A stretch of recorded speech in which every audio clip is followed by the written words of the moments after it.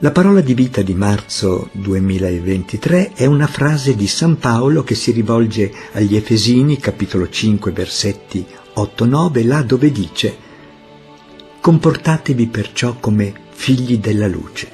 Ora il frutto della luce consiste in ogni bontà, giustizia e verità».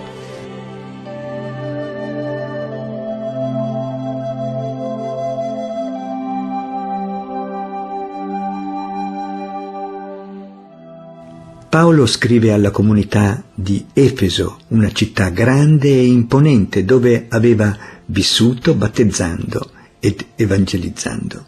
Lui probabilmente si trova a Roma, in prigione, nell'anno 62 circa. È in una situazione di sofferenza, eppure scrive a questi cristiani non tanto per risolvere problemi della comunità, ma per annunciare loro la bellezza del disegno di Dio sulla Chiesa nascente. Ricorda agli Efesini che per il dono del battesimo e della fede sono passati da essere tenebra ad essere luce e li incoraggia a comportarsi in modo coerente. Per Paolo si tratta di percorrere un cammino, una continua crescita nella conoscenza di Dio e della sua volontà di amore, un ricominciare giorno per giorno. Desidera quindi esortarli a vivere nel loro quotidiano secondo la chiamata che hanno ricevuto, essere imitatori del Padre, come figli carissimi, santi, misericordiosi. Comportatevi perciò come figli della luce.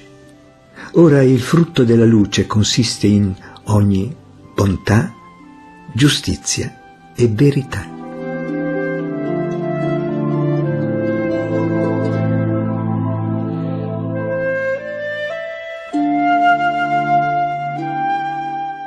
Anche noi, cristiani del XXI secolo, siamo chiamati ad essere luce, ma possiamo sentirci inadeguati, condizionati dai nostri limiti o travolti dalle circostanze esterne. Come camminare con speranza nonostante le tenebre, le incertezze che a volte sembrano dominarci? Paolo continua a incoraggiarci. È la parola di Dio vissuta che ci illumina e ci rende capaci di risplendere come astri in questa umanità smarrita. Chiara Lubich scrive: come altro Cristo, ogni uomo e ogni donna può portare un contributo in tutti i campi dell'attività umana, nella scienza, nell'arte, nella politica. Se accogliamo la sua parola ci sintonizziamo sempre più sui suoi pensieri, sui suoi sentimenti, sui suoi insegnamenti. Essa illumina ogni nostra attività, raddrizza e corregge ogni espressione della nostra vita. Il nostro uomo vecchio è sempre pronto a ritirarsi nel privato, a coltivare i piccoli interessi personali, a dimenticarsi delle persone che ci passano accanto, a rimanere indifferente davanti al bene pubblico, alle esigenze dell'umanità che ci circonda. Riaccendiamo dunque nel nostro cuore la fiamma dell'amore e avremo occhi nuovi per guardarci attorno. Comportatevi perciò come figli della luce. Ora, il frutto della luce consiste in ogni bontà, giustizia e verità.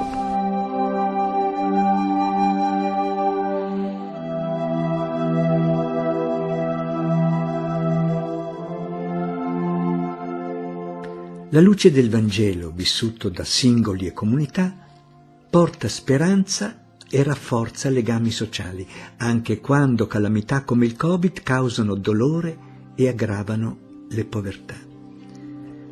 Nelle Filippine, nel pieno della pandemia, una comunità è stata devastata dal fuoco e molte famiglie hanno perso tutto.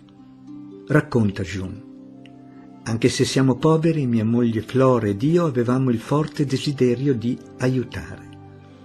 Ho condiviso questa situazione con il gruppo di motociclisti di cui faccio parte, anche se sapevo che stavano soffrendo come noi. Questo non ha impedito ai miei amici di darsi da fare. Abbiamo raccolto lattine di sardine, spaghetti, riso e altro cibo che abbiamo donato alle vittime degli incendi.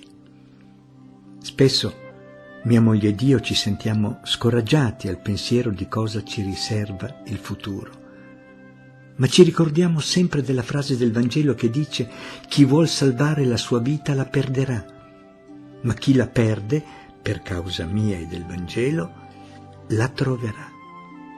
Anche se non siamo ricchi, crediamo di aver sempre qualcosa da condividere per amore di Gesù nell'altro, ed è questo amore che ci spinge a continuare a dare sinceramente e ad avere fiducia nell'amore di Dio. Si tratta quindi di lasciarsi illuminare nel profondo del cuore. I buoni frutti di questo cammino, bontà, giustizia e verità, sono graditi agli occhi del Signore e diventano testimonianza della vita buona del Vangelo, più di qualsiasi discorso. E non dimentichiamo il sostegno che riceviamo da tutti quelli con cui condividiamo questo santo viaggio della vita, il bene che riceviamo, il perdono reciproco che sperimentiamo, la condivisione di beni materiali e spirituali che possiamo vivere, tutti aiuti preziosi che ci aprono alla speranza e ci rendono testimoni. Gesù ha promesso: ecco, io sono con voi tutti i giorni fino alla fine del tempo.